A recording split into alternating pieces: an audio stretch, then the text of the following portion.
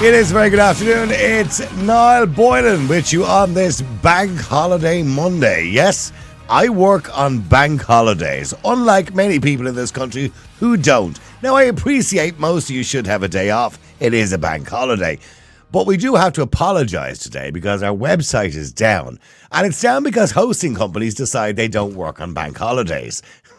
Well, not till 12 o'clock, so I've been told. They don't answer the phone till 12 o'clock because they want the staff to have a lie-in. Isn't that nice? They only open Monday to Friday anyway, 9 to 5, just like your doctor. You know the way you can't get sick after 5 o'clock in the evening? Well, the same it seems with a website. It mustn't go down any time after 5 o'clock because then you have a serious problem with your hosting company. Now, I don't think this happens around the world. I think it's primarily in Ireland. And we called 5 co-hosting companies today and they all said the same thing. They don't open on a bank holiday Monday and they only operate Monday to Friday, 9 to 5. What a country we live in. What a wonderful weekend it's been. No, it hasn't. And I'm here on a bank holiday Monday and I feel like going back to bed at this stage, to be honest with you, because so many things are going wrong. So I do apologise.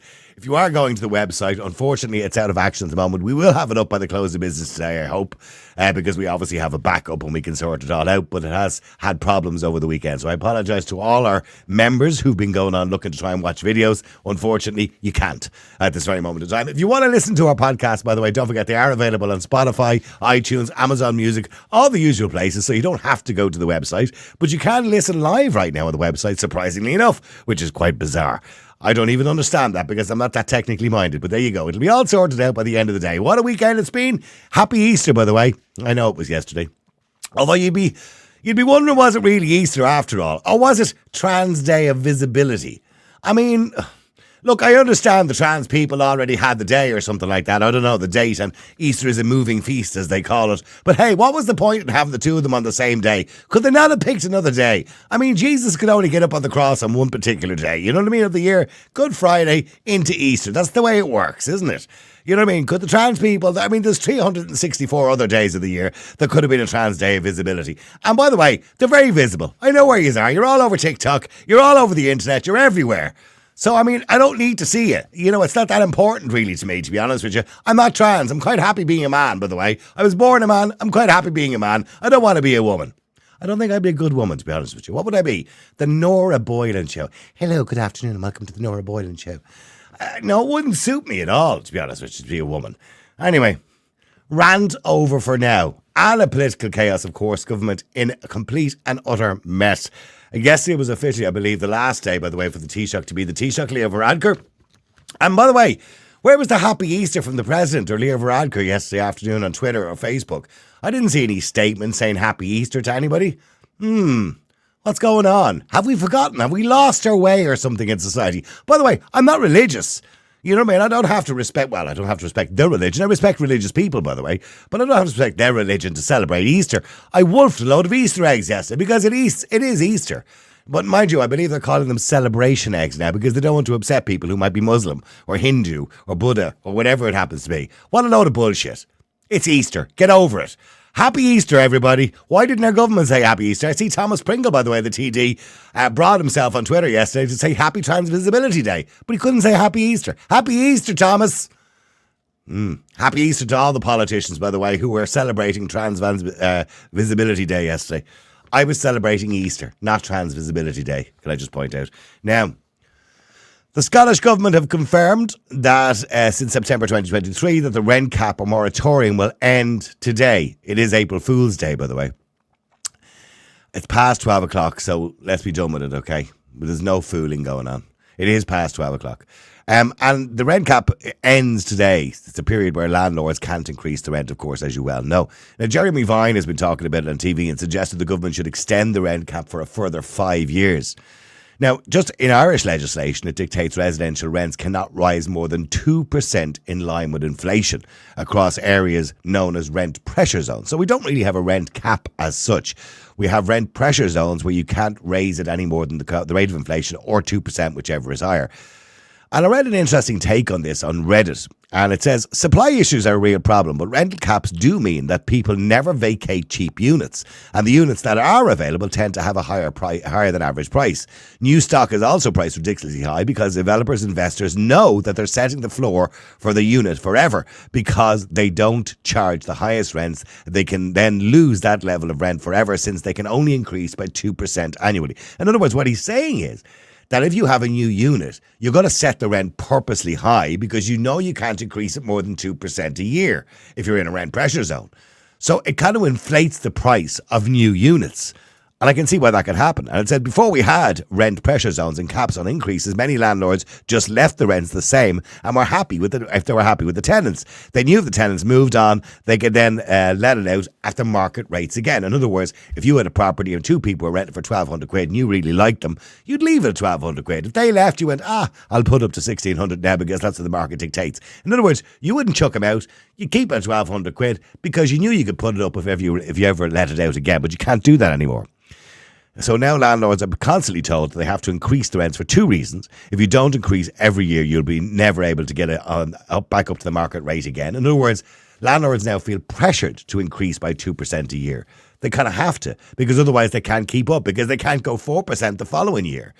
And according to the latest figures for January 2024, homelessness is at a record high in Ireland. There's a surprise. In the last week of that month, there were 13,531 people in emergency accommodation across the country, which includes just over 4,000 children. And the Labour councillor, Conor Sheehan, has called for urgent action on housing and for the government to support his party's private members' motion bill on housing in the Dáil. They were going to build 1 million houses at one stage, the Labour Party. Who's the Labour Party? Who are they? They were a political party from years ago, weren't they? Are they still around? Anyway, according to the North City representative, the government's insufficient responses led to record homelessness, soaring rents and inadequate housing supply. And the Labour Party said they maintain they have outlined a series of strong proposals.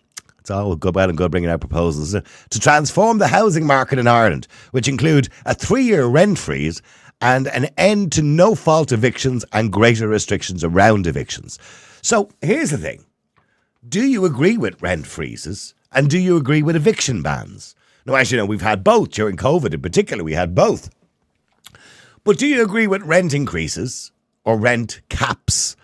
And do you agree with eviction bans or do you agree with evictions? Let me know what you think. There's an argument for both sides of that coin. The number, as usual, is 085 122 55. That's 085 122 55. Now, let me go to my good friend, Peter Dooley from the Dublin Renters Union, who joins me. Peter, good afternoon to you. Good afternoon, and happy Easter to yourself and all your listeners. We'll never forget Easter. Yeah, we won't, unless you're trans, of course. Happy Easter, Peter. Thanks very much, Noel. So, thanks Peter, to yourself and listeners. There's a lot of things we agree on, but there's one or two things we disagree on. This is probably one of them. The idea that, the Labour Party are now looking for a rent cap and also to look for, an eviction ban, so to speak, over the next 3 years. Do you think that's a good idea? The Labour Party, are they... Yeah, they still exist as far as I know, by name. That was the famous Eamon Gilmore that said Labour's way or Frankfurt's way, wasn't it? We all know what that ended up. Yeah, they're like the dodo. That ended up They've almost become extinct at this stage. Joan Burton, going back a few years ago. Labour Party are essentially an irrelevance, I would say, in terms of what people's issues are, and proposals mean absolutely nothing without concrete action. I think the bigger issue is now around. I've been calling for a long number of years in terms of having long-term security for tenants, and the issues around rents. We know rents have doubled in the last 10 years. We've seen record amount of evictions. We've seen record house prices. The housing market essentially has gone completely out of control. And that brings me to my next point, because what's important to note in this is the whole idea of the market relating to housing, which I have a fundamental major disagreement with it, because everything's been pushed into the market, like homes through the Labour government, through the Fine Gael government in 2009, that opened up the door to vulture funds coming in, has brought so many people into the private rental market. Part of the condition of that bailout was to stop building public and council housing, which was, when Ireland was flat broke, we built great council housing estates through the 30s, 40s and 50s, all around Dublin, all around Ireland. And now we're in a situation where we're in a complete crisis with the housing, dysfunctional housing market, because of so many people struggling to afford and secure a home. And then we have issues with, as I said, sky high rents, and record amount of evictions, record amount of homelessness, up to. But historically, we can see what happened. Okay, Sean Lamass, of course, was the man who wanted housing for everybody, and of course, Dublin Corporation and all the corporations and councils around the country start building houses like they were going out of fashion back in the 60s and 70s. We then, got into a more affluent society where people were making more money, and we brought us up, say, to the Celtic Tiger back in the mid-2000 or the start of 2000, where people had their own money to buy a house. So we didn't really need as much social housing. Boom came the collapse, of course, in 2009. And then all of a sudden we have people losing their jobs on less income than they had before, couldn't afford a house. The prices started to go up 2013, 2014, beyond people's income. And then all of a sudden we needed housing again. But it was too late. We had stopped building it. Yeah, well, absolutely. Sorry, that's history in 2 minutes for dummies. Yeah, sorry. Yeah, exactly. But I think a big issue has been since the foundation of the state as well. Niall, so much 2 out of 3 every council housing built through our public money has been sold off, which has been a big issue. The tenant purchase scheme. They couldn't afford to keep them, Peter. Dublin Corporation sold my father his council house for £1,600 in the mid 1980s, right, which was the value it was at in 1963 when he first rented it. But the reason they sold them off to everybody is because they couldn't afford to maintain them. There was too many. Well, what they've done is actually they sold them off at huge discounts, and they actually use the money now to continuing this mad policy by selling them off and actually using it to maintain existing stock. And we see the deplorable state of a lot of councils. But look at the money they're owed.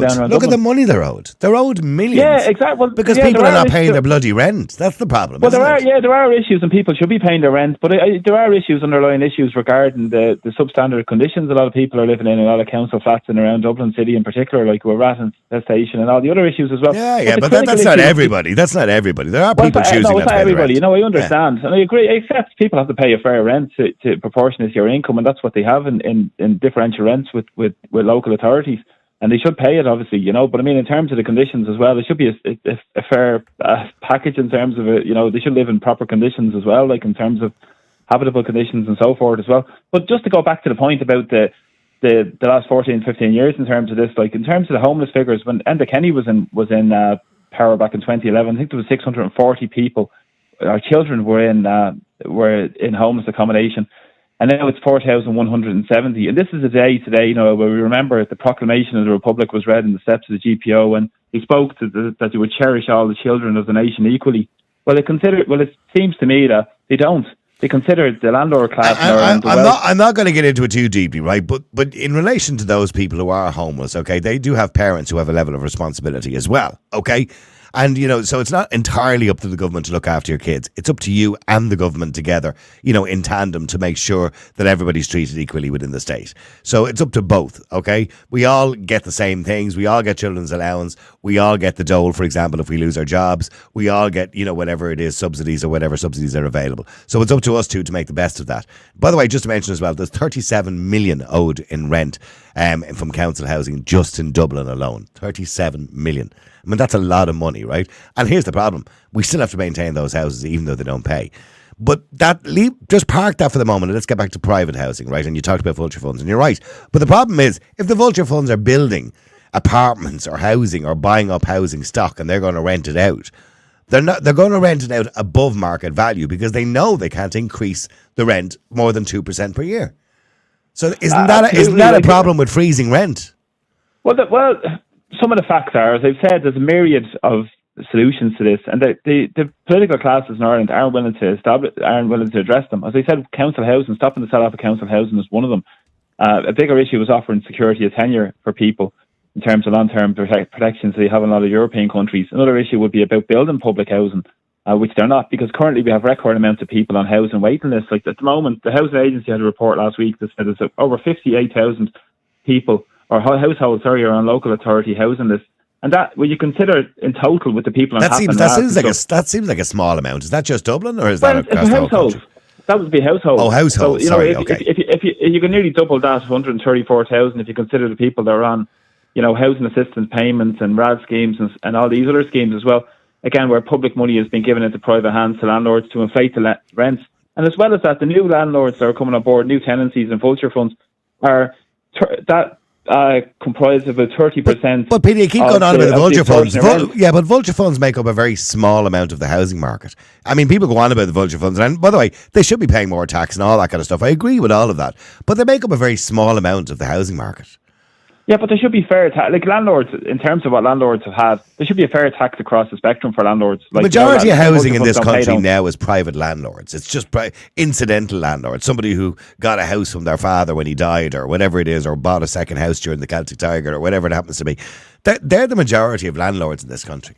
They're not men and women in black capes and cloaks, running around trying to screw everybody. It's about 3% of the population. Would be people who are landlords in the country. Mm-hmm. People have more than one property. So if you consider that's a very small amount, and if you consider there's 97% of people that don't, whether they own their homes or rent or homeless or couch surfing or struggling to get a house to live in, like who dictates the policy? Like, the policy should be dictated for the majority, shouldn't it? I think in terms of seeing a home as a social valuable good, which is actually very beneficial for society and very beneficial for your economy as well. Okay, but getting back to the rent freezes. Now, in Scotland, the rent freeze ends today, although they're pushing for it to be extended, well, according to one person, for 5 years. The 5 years seems like an awful lot. Anyway, do you agree with freezes? Because we agree that there's benefits to it, but we also agree there's negatives to it as well, because it creates a false market. So it creates a market whereby, vulture funds, as you mentioned earlier on, or developers will purposely set the rate higher than it actually is because they know they can't increase it anymore for another 3 years or whatever the rent freeze is. And not only that, then you've got a situation if you have, say, eviction bans where people are sitting in cheap accommodation and don't move out of it, and it doesn't free up accommodation. So there's pros and there's cons to both. Yeah, but I think what's more important is, like, you can't take one, headline issue like a rent freeze in isolation with all the other issues. As I said, when the eviction ban, we were campaigning for the eviction ban the last couple of years, and when that was removed, it was a record amount of evictions. There was over 5,800 eviction notices were issued just subsequent to that. So basically, it's just like a stopgap measure. But that's what we said. Everybody said that. But I said that to you going back when they brought in the eviction ban at the time. I think we chatted on the radio. And I said, there's no point, because I said in 6 months' time when the eviction ban is finished, or a year's time when the eviction ban is finished, we've had 2 of them now, 2 eviction bans. All that'll happen is you've got a glut of evictions at the end of it. Yeah, and a load of unhappy landlords who haven't got paid their rent. Yeah, but I made it public at the time, and I spoke openly about it. Like, you need loads of other measures on top of that. Like, it's not one panacea. Like, you know what I mean? You can't keep the eviction ban going on forever. You know what I mean? So, but I think you have the idea behind it was, I would have argued for it was basically to get your legislation in place to provide long-term security, get your funding in place in terms of your housing. They're missing housing targets to beat the band. This political establishment, and put them all in the one boat as far as I'm concerned. They're grandstanding and they're talking absolute nonsense about a lot of stuff, and not to mention the government who are overseeing this absolute humanitarian disaster. And then we have the other crises on top of it, Niall, creating chaos as well with immigration as well on top of it. So we've all these other issues going on, and you can't take these all in isolation. You have to take them into a bigger rounded picture to what society we want to create and what country we want to live in Ireland. Like, I think that's the genesis of where I always come from in terms of where we live and how we live and what society and what Ireland we should be proud of. Like, I just want to mention as well, the central bank figures show that 47,000 Irish homes are now currently owned by vulture funds. Meanwhile, Ulster Bank is reported to be offloading 875 million of distressed buy-to-let and home mortgages, as AIB is said to be gearing up to sell part of its 1.9 billion portfolio of buy-to-let mortgages in serious arrears. So the amount of people in serious arrears in this country is ridiculous. Now, to be fair to Ireland, unlike any other country in the world, you cannot pay your mortgage in this country for 2 or 3 years and still be living in your house. You do that in any other country in the world, past 2 months and you're out the door. So ever since Judge Elizabeth Dunn the bankers said that ruling, quid in Niall, aren't they? It was because of the bankers. Well, have never had it so good. In fairness, if you take out a mortgage, you've signed a mortgage to pay it back, right? That's whether you like it or not, whether you think it's unfair or not, whether you think they charge ridiculous interest, which they do. That's it. You signed it, right? Now, Judge Elizabeth Dunn, of course, after the banking collapse, signed this declaration that you can't be chucked out within 2 years. And even then, when the bank takes you to court, the courts must give you 6 months then to get your papers and stuff and shit in order. So that's another 6 months. By the time time you get a court date, it's going to be another 6 months. So realistically, it's 3 or 4 years before a bank will even get you into a courtroom. And even then, they'll probably fail miserably. So it's quite tough to get people out of a house nowadays. It really is. But think about the genesis of this, Niall. Like, we're the ones that bailed out the bankers back in 2009, as we started the conversation a few minutes ago. We're the ones that bailed out these bankers. And were, Labour with their great mantras at the time, and went into government with Fine Gael and opened up the agenda to bring in the European Central Bank, the IMF, and let them destroy our country with austerity. And now we're at the same boat now where we're giving back huge bankers' bonuses. They're making huge profits. They're charging extortionate interest rates. They're putting people, for instance, who could have buy-to-let mortgages under pressure as well, and all these other issues as well. So these are the real people we should be, looking at and challenging where the power lies in Ireland. Okay. Well, stay there, Peter. Let me just go to John. I know you want to stay with us. We're talking to Peter Dooley from the Dublin Renters Union, who, by the way, is running for local election, aren't you? Or are you? Oh, I am. Yeah, no, thanks. Kimmy dropped mine's area, so I'm proud there. I've actually a few campaigns going as well. I can talk to you about as well if you want. Okay, well, yeah, we'll come to that before you go off today. Okay, John, hi. How are you doing, John? Happy Easter and all that. Happy Easter, John. Happy Easter. And happy Visibility Day. Yeah, so they tell me.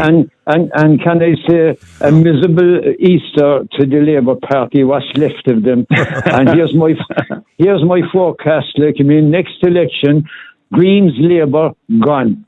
Finito. Well, I tell you what, if people don't put Labour and the Green Party out of existence, there's something actually wrong with them. Well, I would say put them out of their misery, because they must be in misery at the moment. God help us. I actually feel sorry for them. Do you? I have no sympathy for them whatsoever. No. None whatsoever. The masters of their own making.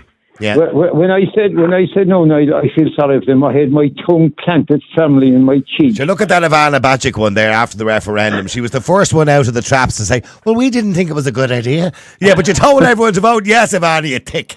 So, she's definitely good. She will definitely lose her seat, and I will rejoice. Yeah, I think, you know what? I think it's going to be a huge election when it happens. Now, here's the problem before the election, right? You've still got most likely another 8 months to go before there's an election. And Ireland tends to suffer with this thing called national amnesia. And by the time that comes around, the government will do a few nice things, and they'll have a nice budget in November where they'll give away a few quid, and they'll give a few energy credits away to people with no money, and they'll garner up a little bit of support again. But I can see the favourites not getting voted. You're right. The Leos of this world, although he wants to be a backbencher, I can't see him getting voted in. Micheál Martin, he's been probably the worst Taoiseach we've had, or the second worst Taoiseach we've had, certainly, and the worst Taoiseach we've had, or the worst leader of Fianna Fáil, surprisingly, because he took him long enough to get there. And I can see all the major players, not Rodrigo Gorman, Helen McEntee, Simon Harris, I can see them all not getting voted in. Well, it will be a totally different landscape, because you have Michael Collins, you have Ian2, you have a lot of independents. Yeah. I mean, so vote for Independent Ireland. Yeah, Ian2, nice party as well. Yeah. So provided you're pro-life. The electorate, I mean, if you say, Niall, if the amnesia comes in this time, it's all over. Like, for Christ's sake, they came out now, the electorate, and they won the day on the two nonsensical referendums. So stay in that mode now, and we'll bury these bastards. Okay, now, John, getting back to the question at hand. Yeah, well, look, I'm uncomfortable with the idea of, the government getting control of private property, and telling me, if I decide to go abroad, and if I decide to rent out my house now, surely I should be entitled to charge what I like for my house, and if somebody wants to pay that rent grant, that should be okay. Now, in an ideal situation, that's a free market, and you should be able to do that. We don't live in a socialist country, so yes, you should be able to, but we're not being realistic. We're living in Ireland, and there's a housing crisis. In saying that, what's happening at the moment with the exorbitant rents, lately there was a case here in Cork where there's a quotation, there was one room came up for rent, and the price of that one room a month was €1,500 for one room. And that's in Cork, yeah. That's in Cork. No, that's an absolute... And Cork was always about half the price of Dublin, or well, certainly 2/3 of the price of Dublin anyway. It's now around the same. Yeah, it's about the same now. But the thing is, look, that price now is actually immoral. The prices that they're asking for people, where you got two people earning good salaries now, right? We'll take the old nurse on the guard, where there's two professional people, and one wage has gone completely out to paying the rent, and then you're trying to survive and maybe start a family on the other, right, which is nearly impossible, right? And the trouble is that Mr. Greed is here now, and I think Mr. Greed is here to stay. And I think, well, like any other city in the world now, New York, London, whatever, where property will be out of the reach of a lot of people forever, and people will be... Well, then there's only one way to address that then, isn't there? You increase people's salaries.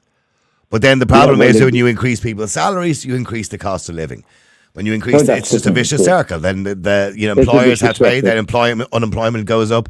So all these things have a knock-on effect. And I agree, by the way, people should be earning more money. You see, the problem is, like, there's an elephant in the room going to be coming down the tracks in years to come. That's the people now, like, they're in their 40s, right, that are paying this type of rent. That when they'll come to retirement age, like, how are they going to pay the rent? You're going to be a lot of people at retirement age actually homeless. Well, here's the rule of economics. The rule of economics, and Peter will tell me if I'm wrong on this because he loves his economics. The rule of economics is you should never be paying more than 30% of your salary on your place to live. That's the rule of economics, right? If that was the case in Ireland, we'd all need to be earning 6,600 minimum per month. Now, that's not the case. Most people are not earning anywhere close to 6,600 per month because the average rent, say, in Dublin, for example, is 2,200. So there's no way people are earning that much money. So, sorry, Peter. Yeah, but listen, Niall, if you look at the minimum wage, it's just been recently increased to €12.70. And IBEC now are lobbying the government pretty hard at the moment, actually, not to increase the minimum wage up to like €15, which is so-called minimum living wage, right? And now, what's the excuse for that? They only have a lot of cheap labour coming in. So basically, you can keep wages refreshed. I can understand why IBEC would say that, because obviously they're people against each other. Well, no. See, they're members. If you've got a small corner shop and say 5 people working in it, and you're paying minimum wage to those people. But no, this is the misnomer with all this. Like these are the lobbyists that work for the big business people. They don't work for the small people. They work for the big guys. But it has I mean, no. Hang on, Peter. They work for big guys. From a moral point of view, nobody should be working for even 15 quid an hour at this stage, right? Because that just doesn't get you anything in this society anymore. And I completely agree. But I have to think of the economics of it. And the economics are, if you've got even a large business, say a big retail store or whatever, and you're paying people, say, 15 or 16 quid an hour, well, then you're going to have to let people go because you have a certain amount of money that you set aside, for staff. I mean, you have a profit margin. These big corporate companies have profit margins. And the profit margin is going to stay the same. They're not going to suffer because of it. But so many occupations, like, you look at even now across every, like even low pay in particular, but even across the spectrum, you look at even now recently with the, teachers, nurses, guards as well, they can't afford accommodation. So it's hitting. Well, that's because their wages. That's because, like everybody else, their wages haven't gone up substantially in the last 20 years. Absolutely. I mean, they've gone up a little bit, but not substantially. I'm earning less now than I was earning 20 years ago. But listen, no, I don't work for RTE. I'm losing more money every day. I don't work for RTE. Well, that's it. You're not on the big salaries like all these big guys like an RTE and spouting out the I never was. propaganda. I was never on the $500,000 that Joe Duffy was on at one stage in his life, or whatever, 400 and something thousand. I don't know what he's on now, 300 and something thousand. Well, they're all part of, but they're all part of the 1%. 351. Thanks, John. Okay, getting back, John. Do you believe there should be an eviction ban? I'm uncomfortable with evictions because of our history, right? But and saying that, again, if I use myself as an example, if I go away on holidays and I rent out my property and all of a sudden the clowns that have moved in here decide, well, not paying the rent anymore, he can go fuck himself, right? I'll never get that rent back. I'll have to go to court, which will cost me money, right?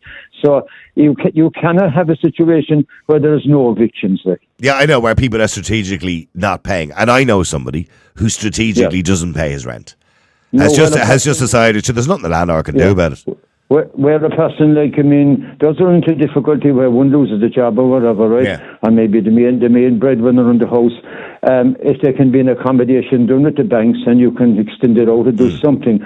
Well, I'm comfortable throwing people out at the falling in hard times, but where if you come along and you just say, to hell to this, we're not paying rent anymore, we have a free gaff here, you should be kicked out in your hole. Well, absolutely. I think every individual case has to be looked at. If somebody has the money, it's like, for example, if you don't pay maintenance in the court, they bring you before the judge in court.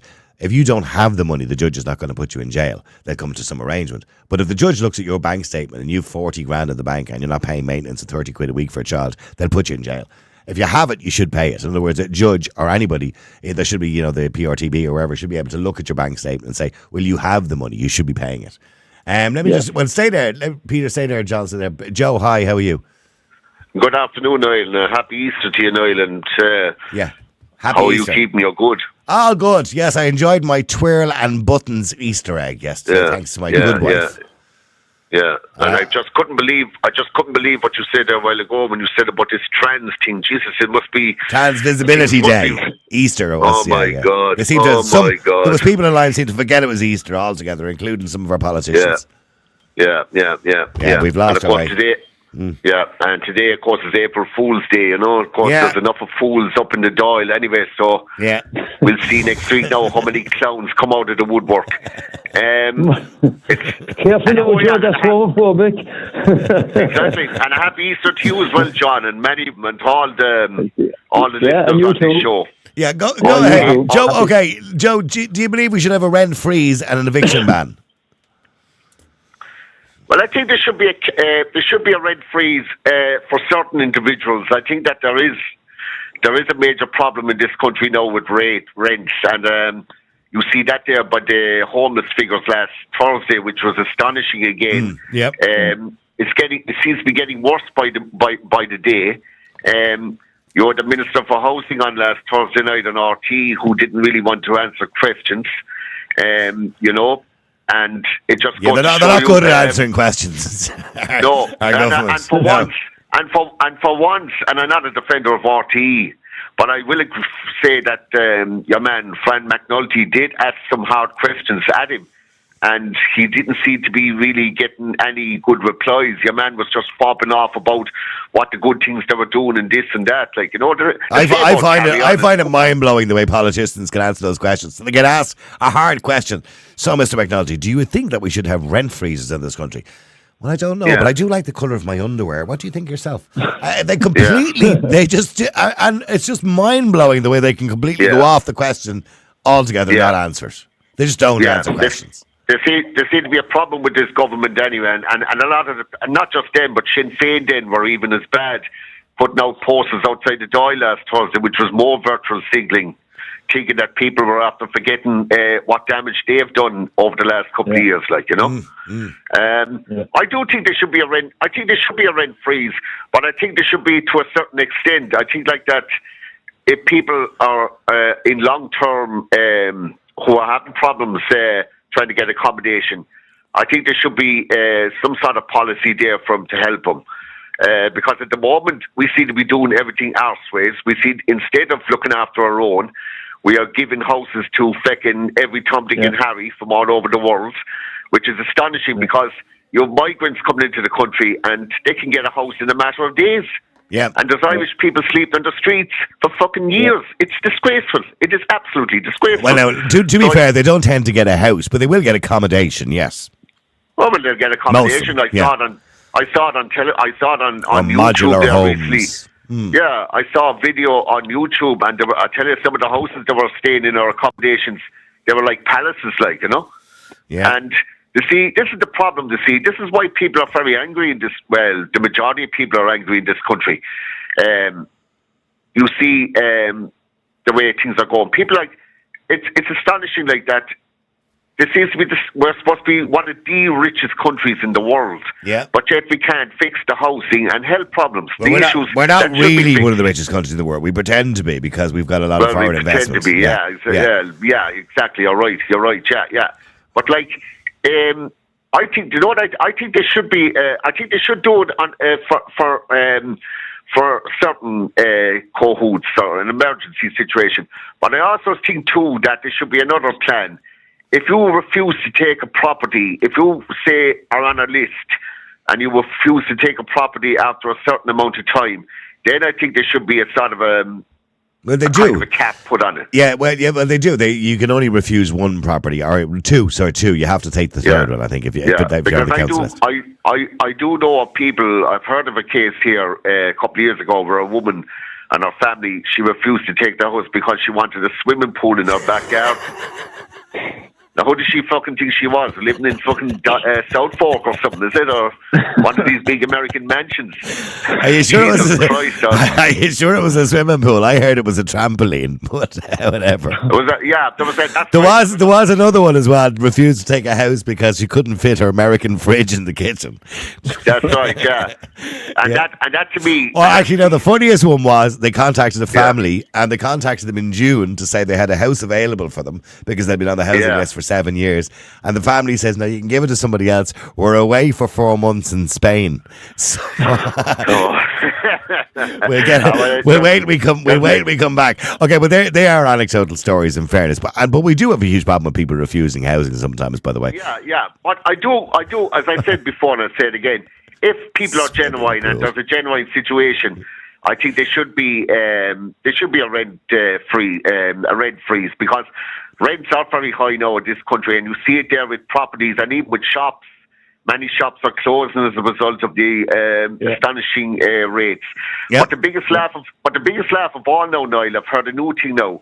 They're saying they're blaming climate change now for a lot of this. Do you ever hear the like of it? No, climate change. I don't know how climate change is responsible now for the price of rent, but maybe, I don't know, something to do with the increasing population, of course, of people coming into the country. I heard that. I heard, well, that's what they're saying the last couple of weeks. If your penis got smaller, they blame it on climate change. Do me a favour, lads, please stay there. Peter, stay there. Since Eric has been waiting a while, I want to go to Eric as well. Eric, hi, how are you? Not bad at all. No, just having a great time listening to John and the other fella on there, making me laugh. The swimming pool. The swimming pool in the garden, yeah. So you've been listening to Peter Dooley from the Renters Union there, and he thinks there's a lot of reasons why we should have rent caps and, in certain cases, eviction bans as well. Do you agree with him, Eric? Begrudgingly, yes. There was a fella on before Peter that I thought he made a lot of good points, bringing in about the vulture funds and whatnot. Oh, that was Peter Dooley, yeah. Oh, that was Peter. Sorry, yeah, you can vote for him. He's in Kimmage if you want to vote for him. No, I'm over from the north side. I can't vote for you, Peter. But I would vote for you if I could. Begrudgingly, I'd agree with it, because at this time that we're in, with inflation, with the economy, with the immigration crisis, if you will, I don't think it makes sense to throw people out in the streets. I don't think it makes sense to raise prices in certain zones where they don't need to, but I understand the plight, and this is not going to be popular, but I also understand the plight of some of the landlords, because not everyone is part of a vulture fund. Some people took out mortgages, and this was a way for them to make money, and they're stuck with some tenants that they, for whatever reason, they can't get rid of, even if they're not paying their rent, they're not looking after the property. I know, lots of cases like that. Lots of cases like that. Yeah, I do myself, and I feel for the landlords in that case as well. I'm lucky. I have a great landlord, sound. Anything I need, he sorts me out. But I know not everyone is blessed with that. But also, there's also some unruly tenants as well, and that's the same in the council. I know somebody who inherited a house from their mother, and they have a doctor renting it, for the last 2 years, and hasn't paid his rent in 6 months, and they can't get him out. So, my God. You know what I mean? And they just can't get him out. Hasn't, and it's not like he doesn't have the money. Of course he has the money. He's a doctor, for God's sake. But cannot get him out. Because for whatever reason, you have to go to the PRTB, and you have to make an appeal and all this kind of nonsense. Yeah, 6 months, no rent. That's mental. And eventually what will happen is... eventually what will happen is he'll just piss off and he'll never pay the arrears. And in other words, they're just losing whatever it is, 1,700 or $2,000 a month. They're just losing that money. Yeah. Well, if that's the case, in that situation... I mean, I don't want to put a doctor out in the street, but there's a point where someone is taking the Michael. He's just taking the piss. Absolutely. But okay, but the problem, Eric, I agree with a lot of stuff Peter says, right? He's kind of, I've warmed to him over the years, right? But some of the stuff I kind of juggle with, because... And I agree with some of the stuff that I've read in relation to when you have a rent freeze, it means that new developers or vulture funds who come on the market are purposely going to inflate prices because they know they can't put them up again, or they can only put them up at the rate of inflation. So they purposely put the price higher than the actual market dictates, which then in turn pushes the market price up. So the rent freeze can have the opposite effect. Yeah, no, I 100% agree with that. I mean, that's evident. I mentioned I live in the north side. On North Circular Road, they built those smart homes. You know, they have the computers and stuff like that built into the home, and controls the heat and stuff like that. and a one bed started off at 2,400 2 years ago. Wow. And as you mentioned, that's more than likely due to because of rent the fact freeze. that the developers know that they can only can't raise the rent here, so I'm going to get as much bang for me buck as I can. Well, until they release the rent pressure zone figures or loosen the rent freeze and evictions and stuff like that. So, yeah, it's look, there needs to be some type of solution developed between the private sector and the government. Yeah. Because we can utilise the power of the private sector if you're working with these developers. And I know not everyone's not in favour of that. I know not everyone is a fan of it. Everyone thinks the government should fucking do everything for you, but I'm not one of those people. I think, if anything, the government make things worse. You know, you can't expect the people who are making these conditions to fix them, to be honest, because if they had any brains, they wouldn't create the conditions that we're living in right now. So I think there needs to be some part private, some part public. But this is what I said to Peter already in relation to, say, Peter, and I know Peter's not making the private landlords out to be the evil people, but people do make them out to be the evil people. Peter, you know, if it wasn't for the private landlords, there'd be no houses at the moment. And the government basically is passing on the buck of their responsibility and the burden of renting to the private landlord by paying them HAP. Of course, I fully accept that, and that's the whole premise of what I was talking about in terms of what's happened since 2009 and the financial crash and what the opportunity created for the private market to so-called solve our housing crisis. But we know it doesn't solve our housing disaster. It makes it worse, because when you leave it to an uncontrolled market, it's at the whim of how much money you can make, rather than actually basing on the basic need of somebody having a home where they have security, stability, affordability.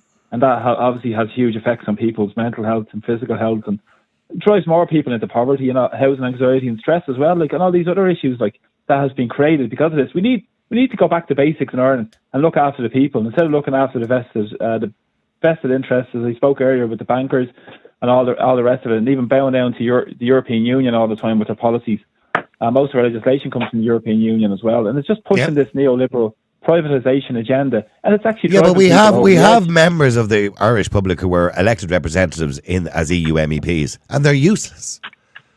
No, what do they actually do? They're doing nothing over there. They're just putting their hand up every now and again and going, yeah. But this is the reality of it, right? The reality of it, we have a lot of them are useless, to put them mildly, and they're on a big salary, and you look after them. And you never hear from them. For 5 years they get elected. You don't hear from them until 6 months before they're due for election again, and all of a sudden they're cutting ribbons in supermarkets.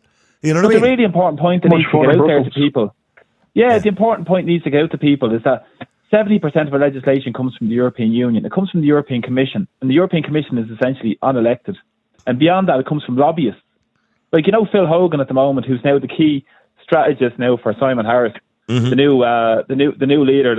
Nobody will ever forget Phil Hogan, the man responsible for the water charges, of course. Yeah, turn it down to a trickle. He was the man who said, "Turn it down to a trickle." Yeah. This is the guy who's actually behind Harris now at the moment, behind Kenny before him. He was a lobbyist as well when he was deposed for the Golfgate scandal down in Connemara, when he was off golfing with his pals and he was driving back and he was stopped and stuff, and he lost his commissionership because of this.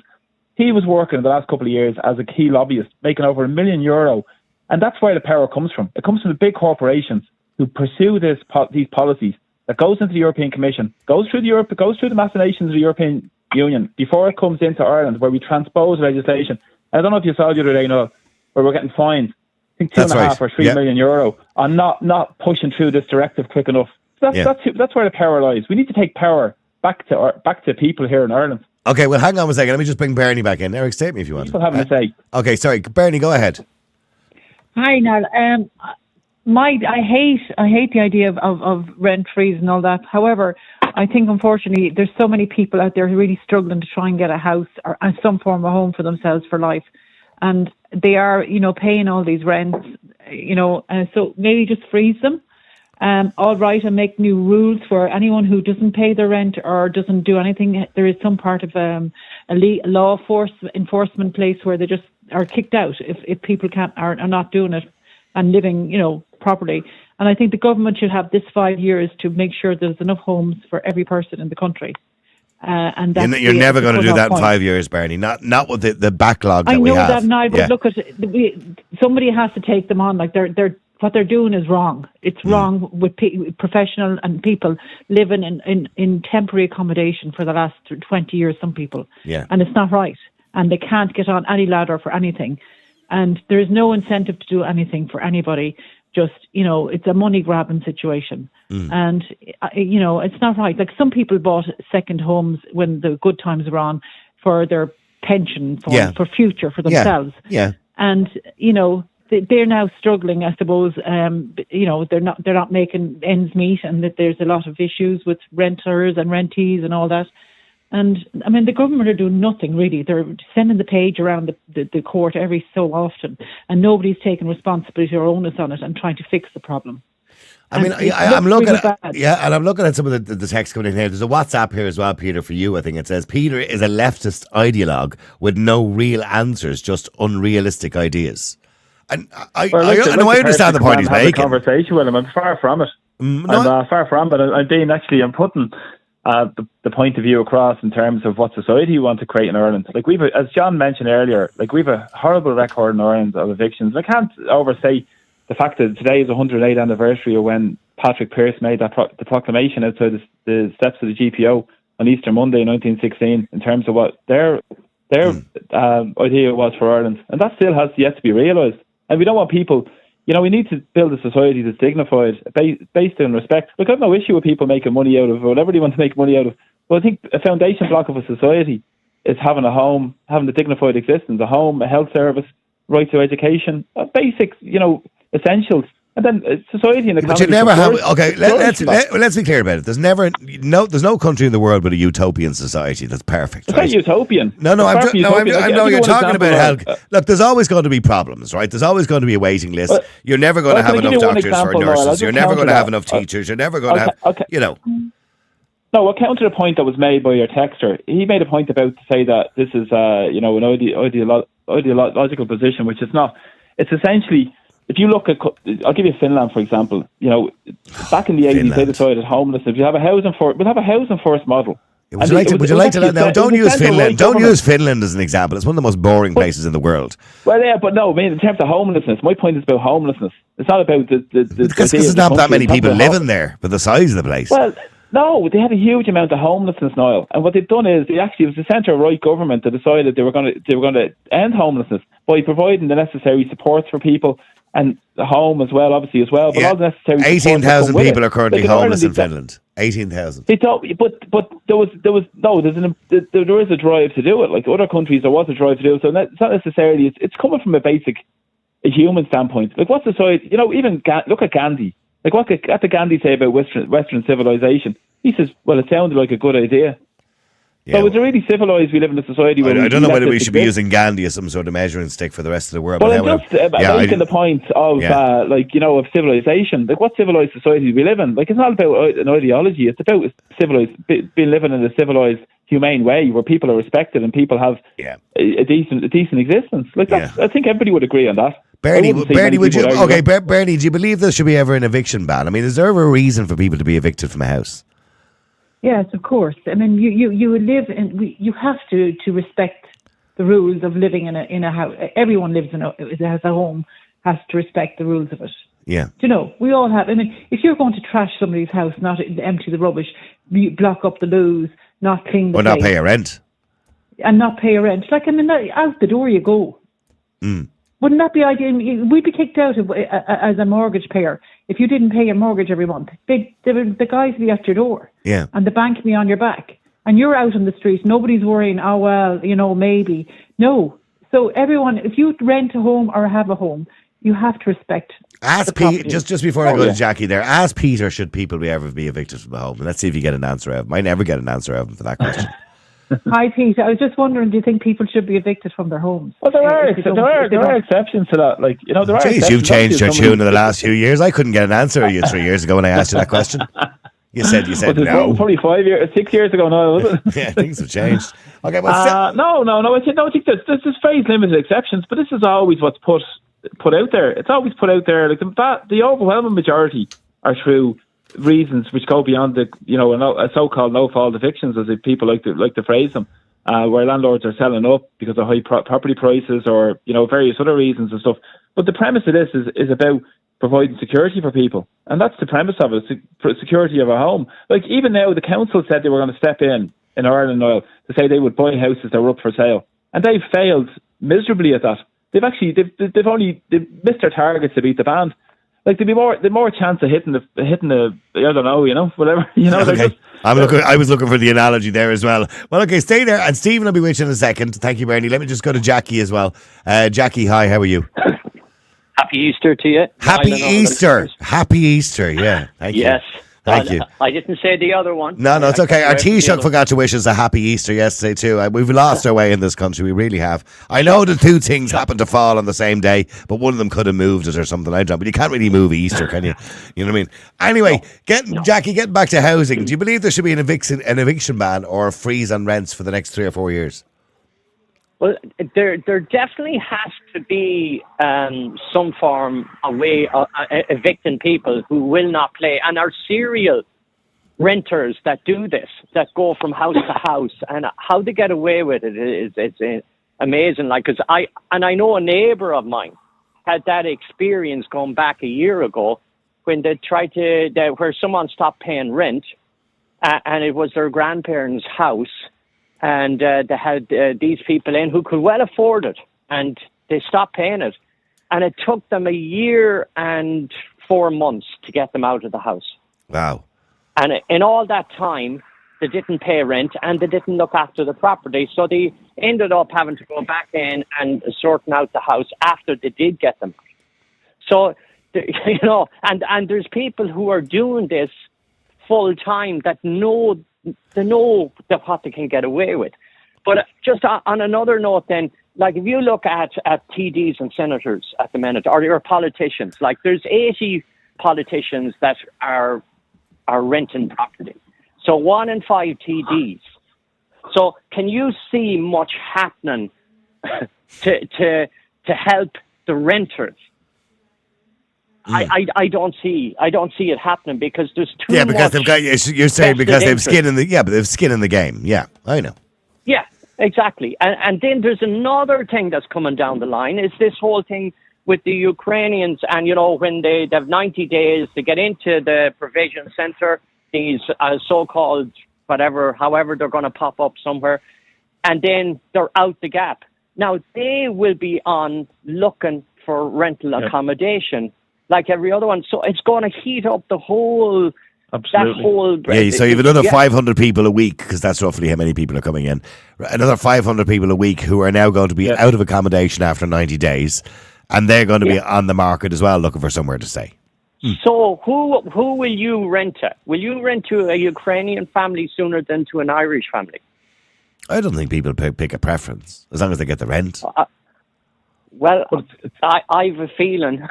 I think it's going to be far more beneficial for people to kind of go down the route of the Ukrainians. Why?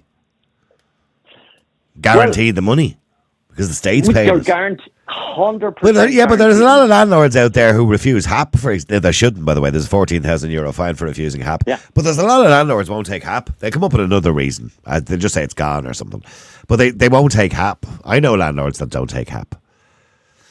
Yeah, because they're afraid of who they're getting in. Well, that's it. And landlords will tell you that straight up. And I'm sorry, Peter, I know you don't like the idea of that, but there's anecdotal evidence out there that people who are on HAP don't treat the homes as well as people who are privately paying. Well, a lot of people, I suppose you're fully aware, there's a lot of people who are so-called working poor who are working who are on HAP.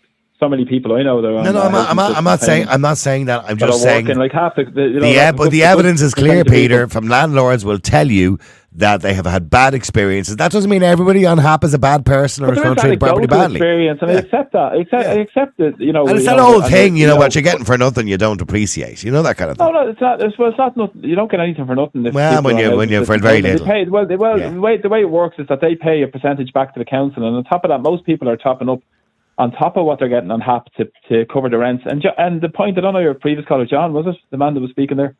Jackie. Sorry, Jackie. Yeah. Hi, Jackie. Happy Easter to you as well. Happy Easter, you made 100% point about the accommodation crisis with Ukrainians, because that's going to keep the accommodation costs high. And who does that benefit? Like, accommodation rents are going to go through the roof as well, because they're going to be forced into an already under pressure an overstretched rental market, and we have this happening as well. So, like, we have these huge issues happening in Ireland now. And I think it needs to go back to basics. We need to go back and see this idea that the government have now changed the rules for Ukrainians is a load of shite, to be honest with you, because all they've done is move the problem from the Department of Integration to the Department of Housing. So they just moved the problem to a different department. That's all. Niall, we have to call it Department of Disintegration. Just call it properly. Department of Disintegration should be called. And the Department of Housing is the Department of Homelessness. Yeah. But that's exactly what they are. Because, like, in essence, like, you look at the homeless, the housing figures, even their targets, they've missed every target to beat the band. But hold on. No matter what target, any politician tells you at the front door over the next 6 months, we're going to build 500 houses a year. We're going to build 1 million houses a year. The Labour Party said at one stage, right? 1 million houses. You can say you might as well say 10 million. You can't build houses because the problem is not the building of the houses. It's not the money. It's actually people to physically build the houses. But they should That's be the honest. problem. They're not honest. The problem with those politicians and that political class is that they're not honest.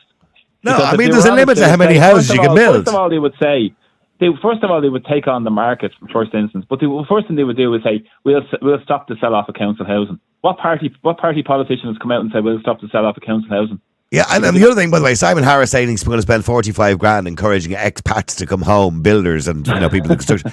So what's the point of them coming home? Where are they going to live? You know what I mean? Exactly. Simple Simon should go off and just go off and go off to Brussels and go off with Phil Hogan for a few weeks or something, because you know what, they've no interest in the people of Ireland. None of them have any interest in the people of Ireland who have even the legitimate concerns about so many issues: immigration, the health disaster we're facing, the homelessness crisis we're facing. Like, what country are we living in? Are we living in just a country that's beholden to the big corporate interests, or are we putting a country that's putting the people first? Stay there for a second. Hang on, both of you. Let me just go to Stephen as well. Stephen, hi. How are you? How are you? How are you keeping, Stephen? Okay, Stephen, should we have a freeze? This started off in a conversation because Scotland ended their rent freeze today, although there have been calls to extend it for 5 years. Now, we have rent caps on pressure zones of up to 2%, based on inflation. So should we have a rent freeze for 3 or 4 years, or have and extend these kind of eviction bans? Does that make any difference, or does it make things worse?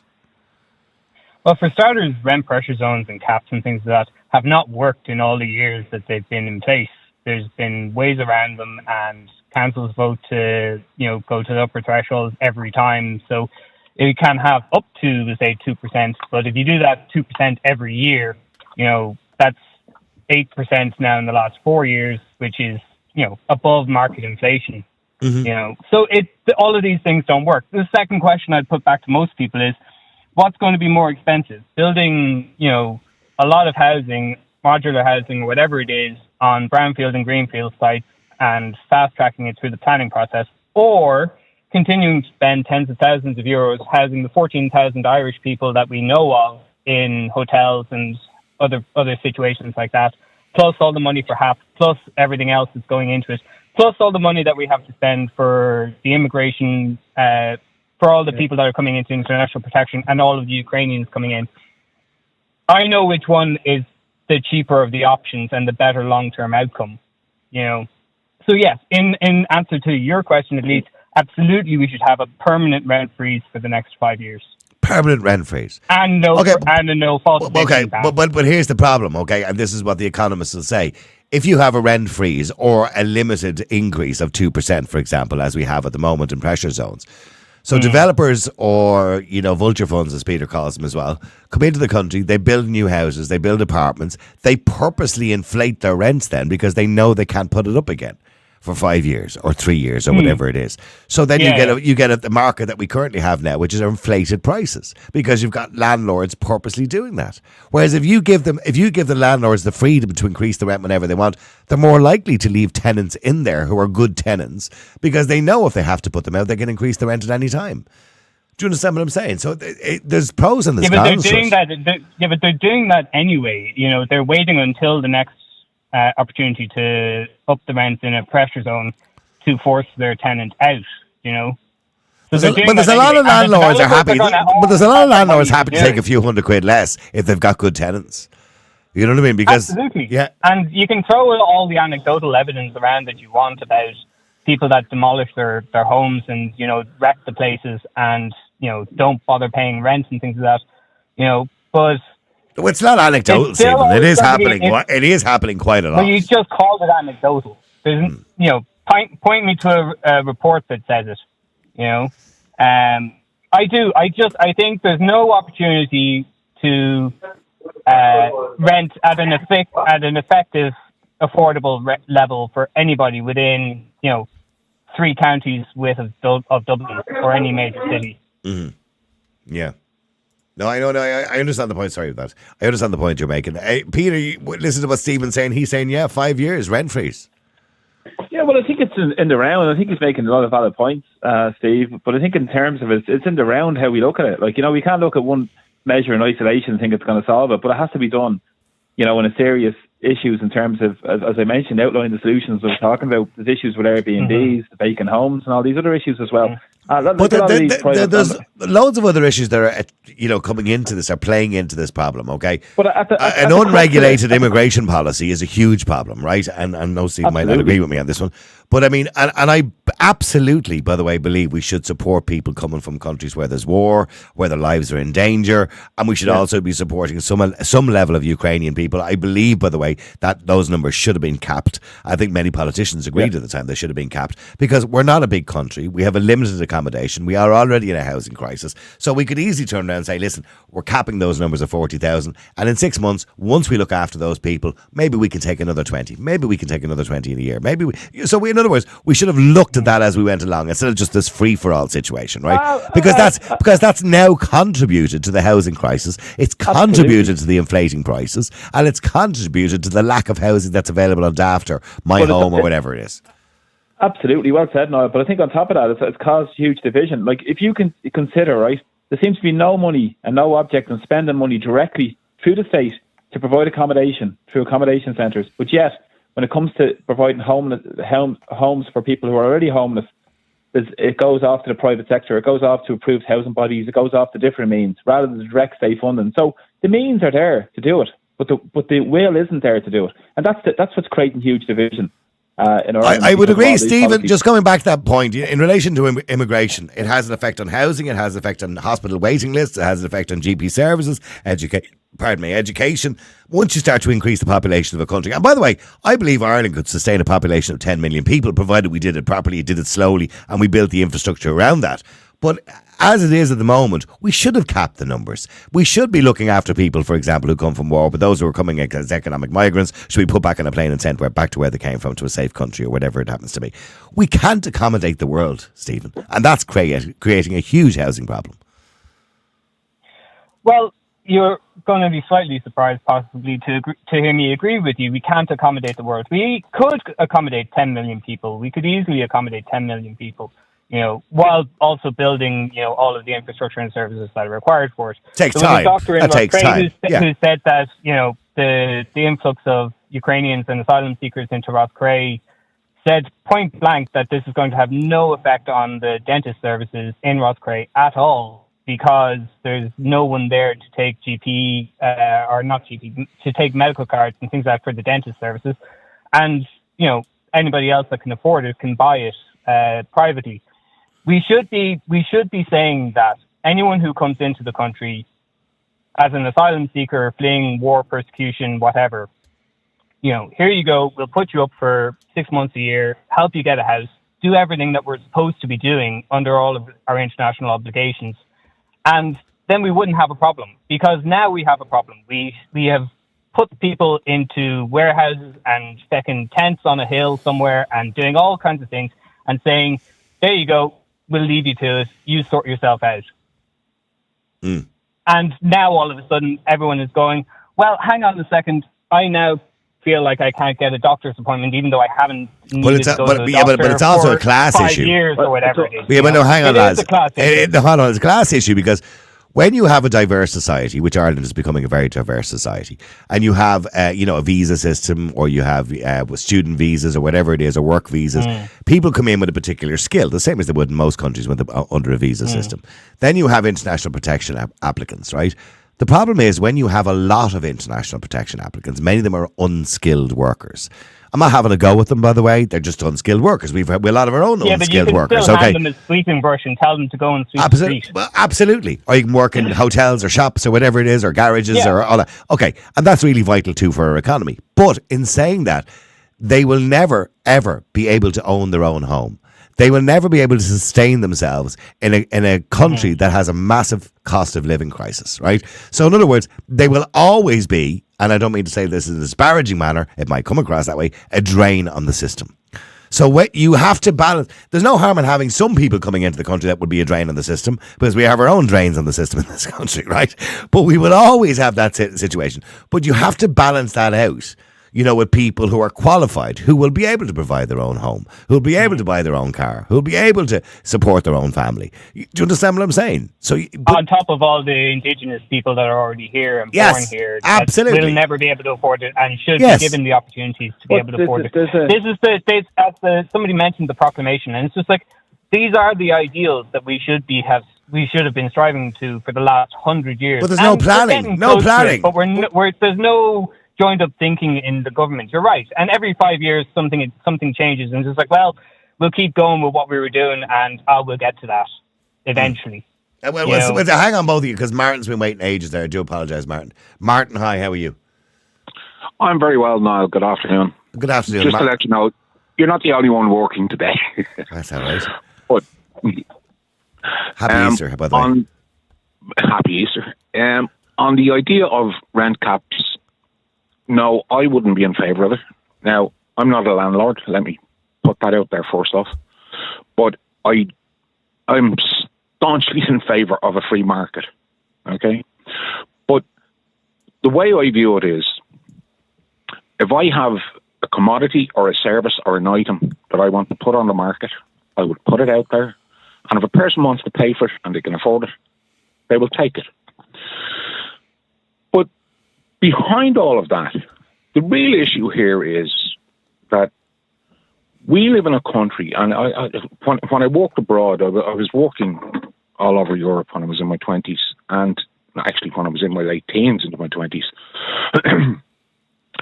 But I had a conversation with a professor, a Dutchman. He was an economics expert.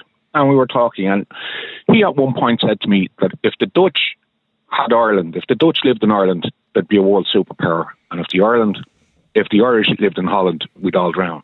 I do believe that. I think he's right. Right. This country, if we had the Kimberley diamond mines, if we had the biggest oil reserves, if we had the biggest gas reserves, if we had every asset in the world, I think we would be in the same situation. Because Irish people, unfortunately, in my opinion, when they go to the polls, they elect their representatives on the basis of personality and partisan past. They generally, Irish people don't really look at. They don't look at the actual policies that people represent and the history of what has this individual done. Now, obviously, you'll get some people they're running for election for the first time, but if they don't carry out and do what they say they were going to do, kick them out. I mean, I can't think of any. I've watched elections all around the world, and I can't think of any other country where when someone is elected, you'll see them being lifted into the air, people clapping them on the back. It baffles me. Politics is such a serious business. I just don't understand. Well, it is, and it's complicated in this country. And by the way, I have a feeling that there's rumblings going around at the moment that at the last minute, some Fianna Fáil politicians will not be voting for Simon Harris, and also many independents are not going to vote for him, and there could be a general election called before the end of the week. Now, I'm not saying it will. That's a possibility. So, and by the way, to some degree, I would agree, although I think it's going to be confusing for the electorate, because you're going to have the local elections, the referendum, and the EU elections, and now you're going to have a general election all at the same time. I think that'd be grossly confusing for the citizens of the country. So I think they should move it to a date after the local elections, or even before it, whichever. I don't think you can do it before it, actually. It would have to be after it. So I think that would be very confusing. But I think it would be better to have the election sooner rather than later. Yeah, I just... I get totally lost when I see the way people in I mean, it seems to me there are so many people now. Well, I think we're changing, Martin. I don't want to go into this too deep because I don't want to use too much time, but I think it's changing. I think people are awake at the moment. We saw that in the referendum. I think people are being critical. They're critically thinking. We're seeing a lot of things turning around. You can call it a shift to the right, or you can call it a shift to whatever you want. But I think everybody accepts. Peter, I'll ask you that question, Peter. Do you see a shift in the political mood at the moment? Oh, absolutely. People are waking up and people are rising, as we use the anecdote from the Easter Rising. I think people have had enough and they've seen through. They felt for years, I think, powerless and disengaged and felt like, they're all the same, which they are all the same. And they've shown the political establishment have shown their true colours in Ireland. They are all the same. Bar one or two maybe exceptions. Yeah. Bar one or two exceptions, as you mentioned. But they're totally far removed from the lived experience of most people. They don't live in the real world in terms of the struggles most people are facing in terms of to have a home, to have a dignified existence, provide food on the table, heating, all the basic issues that we should have. And then at the same time, they're bringing in more draconian laws, like I saw that through the hate speech legislation, all the other stuff, and restricting people's rights. But the referendum showed there's a resounding rejection of them, and I'm glad the people have actually they should pursue this in a proper. I think, to be honest with you, it should be pursued in a way that would bring power back to people's lives. And I'd be very much an advocate of bringing people into the democratic system. Sorry, Stephen, just in relation to what Martin, in relation to what Martin said, do you think there's a bit of a shift at the moment, Stephen, and people are kind of waking up to what politics is actually all about, realistically? Do you think there's a little bit of a shift?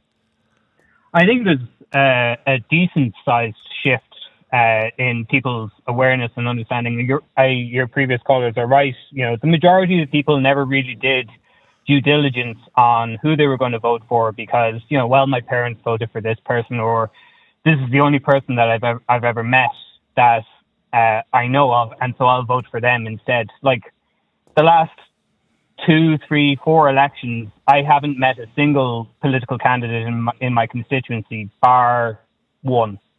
And before that, I only met the other one because I deliberately requested a meeting with them. So how am I supposed to know unless I go and look at manifestos and look at political parties and talk to these people? Who should I vote for?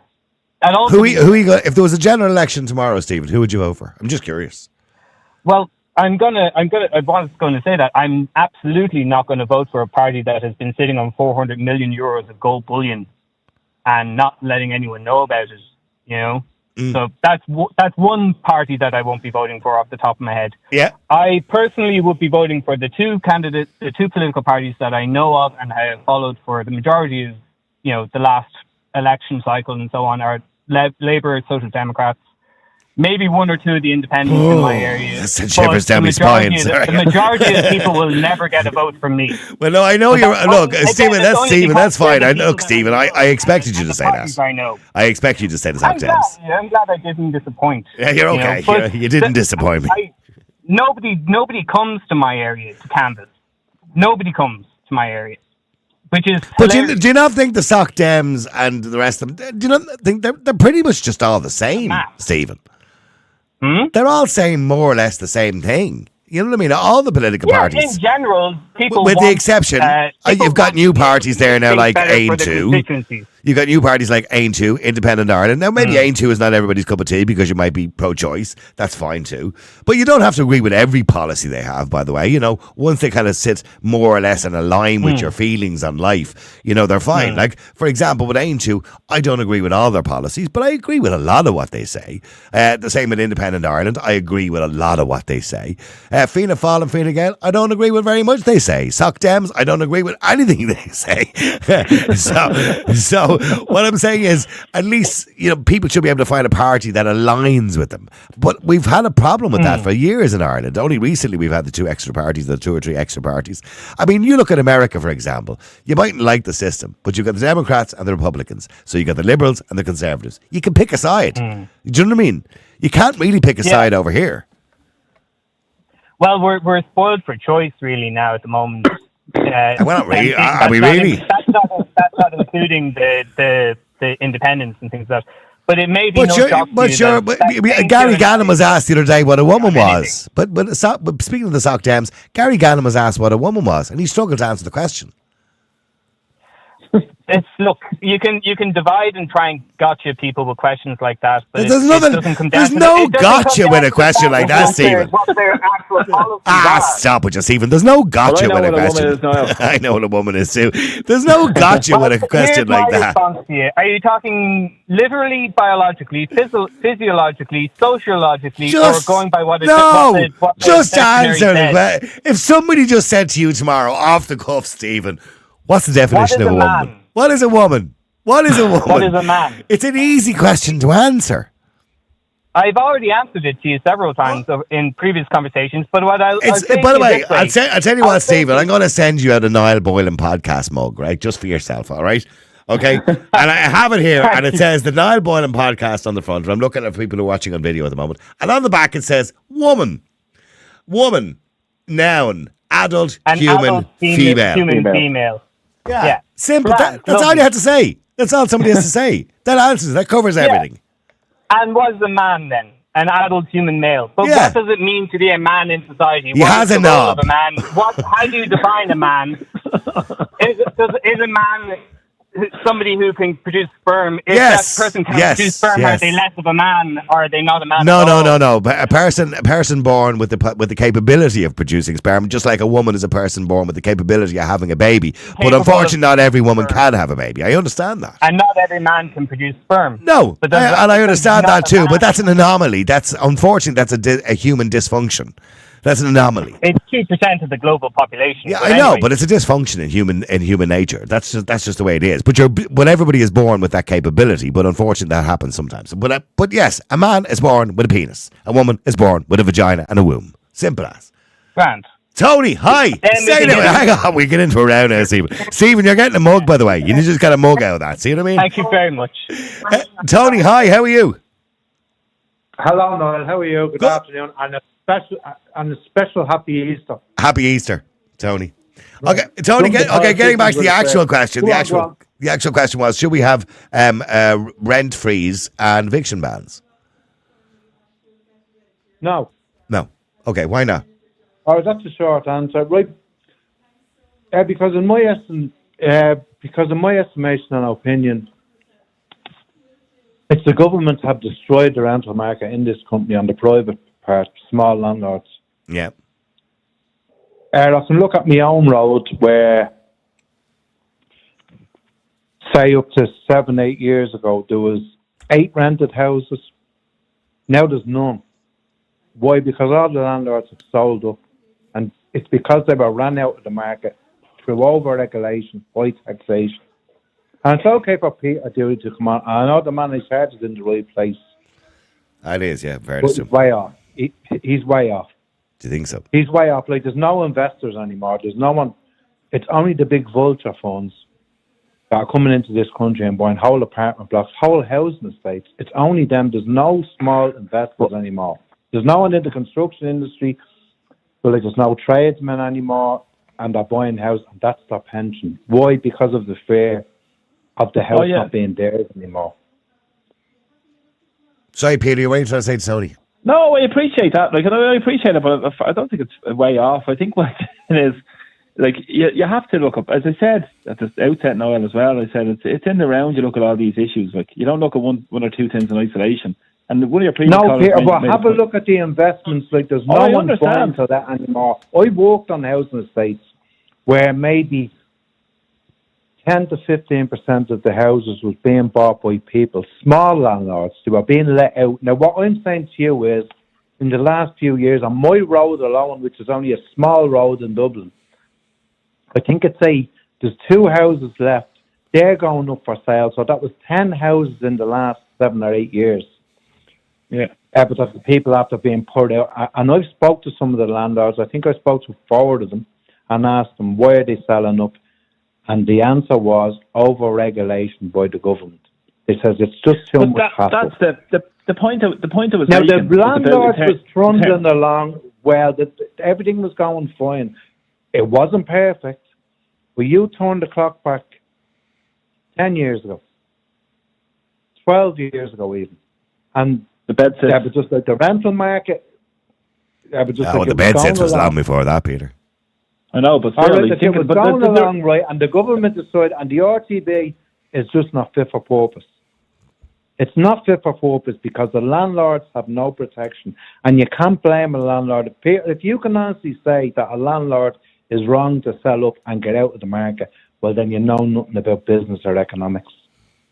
Because there's nothing in it for landlords. With respect, go ahead, Peter. This, right? I look at a couple of things. With respect, home ownership is at one of the lowest levels ever in Ireland, right? So for young people and families, the opportunity to buy a home is impossible. Vulture funds. Yeah, but we're talking about rental here. Hang on. Let him finish, Tony. The international capital has moved into Ireland everywhere. You look at areas even where I live in Rathmines and stuff where people can't afford to live. There's co-living spaces everywhere, and it's $18.50 for a car parking space for people. They've been forced into misery because of the policies. And I agree with you on the point of the landlords in terms of that. There should be a fair system. Hang on. There should be a fair system of taxation, for instance, for landlords across the spectrum with vulture funds. Some vulture funds pay next to no tax. Other landlords pay 50% tax. Right? That's an issue. But the regulation isn't. The regulation, I would argue, I agree with you on the Residential Tenancies Board. So we agree a lot of stuff because it's not fit for purpose. We need an independent rental board. But what I don't know really why anyone would want to be a landlord in this country. It has negative tax implications, expensive fees, complicated rental rules. You know, it requires expert advice. It's stressful. I mean, why would you even want to be a landlord in this country? No, they don't want to be landlords anymore. No, Sky high rents. Well, if you can get them. I don't. Well, sky high rents. That's how they get them. Because rents have never been so good. Out of the market. I'm sure Peter would agree with me in saying small landlords have been driven out of the market, and it's left the youth. And it started off with the bed sits, Peter. Like people was living in bed sits, and I knew a couple of lads that was living in bed sits. Most people did when I was young. Yeah, they were fine. Yeah, eating beans and pizzas. Yeah. Then the government decided to come in and say a flea-bitten bed with no backup plan. There was no backup plan for them people. They were just turfed out of their bed sits. The landlords then had to spend fortunes putting bathrooms in, and that was the start of the rental rise. If you look at when the rise of rent, I would agree with you, Tony, to some degree, but the real problem started in around 2010. That's when the real problem started. And we already had a problem, but we didn't have enough houses for families. Whatever about, yes, the students looking for their bed sits, and we should bring back bed sits, by the way. I don't see anything wrong with them, unless they're unsafe, of course. Mind you, they were unsafe in our day too, and everybody used to live in Rathmines. They were very unsafe then, but nobody cared. I remember a fella who fell through the floor one day in one of the bed sits. It was one of the houses out in Rathmines. The floor actually collapsed. He ended up on the ground floor. He was on the second floor, but he ended up on the ground floor. If it happened today, no, the landlord would probably double charge him, like, you know. A free lift. But stay there. Let me just bring Don and Breda in before we finish today here as well. Don, hi. Yeah, this is true, Tony. Don, hi. How are you? Yeah, good. Just to continue on what Tony was saying there. From 2011 on, from around 2011, we had about 1,400 homeless people in the country. We now have 14,000. We're around 14,000, and since then we had the bank bailouts. We had the ban on bed sits. We have restrictions in the planning permission. We've got rent controls, rent freezes. We had a lockdown where people were told not to work for 2 years. Construction stopped for a year. All these controls on the economy and the market compound and make it very difficult for us to work in the economy and buy houses. Mm-hmm. So what we need to do is deregulate the market to increase the supply of houses and opportunities to rent, and that in turn decreases prices. Okay, when you say deregulate, when you say deregulate the market, just explain that very briefly to me. What you mean by that?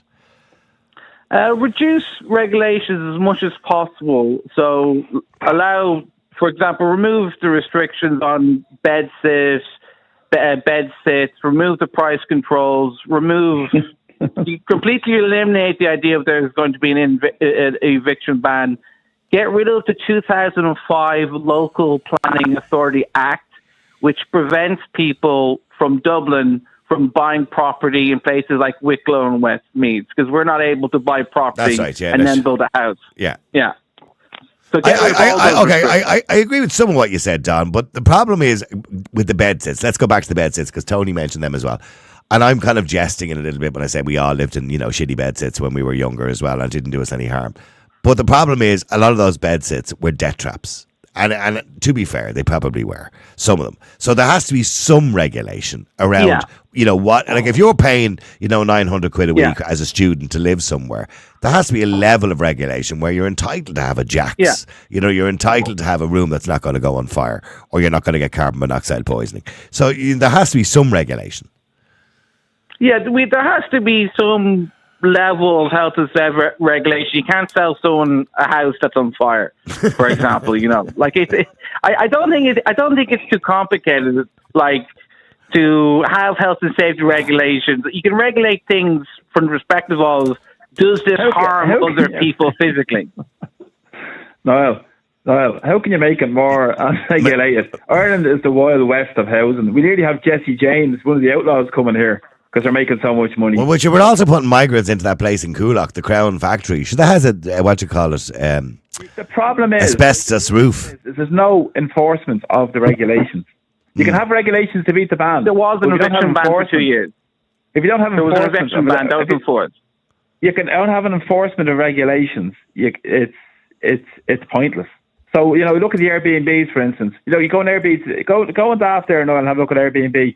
And you'll see we need Airbnbs. Far more Airbnbs, unregulated.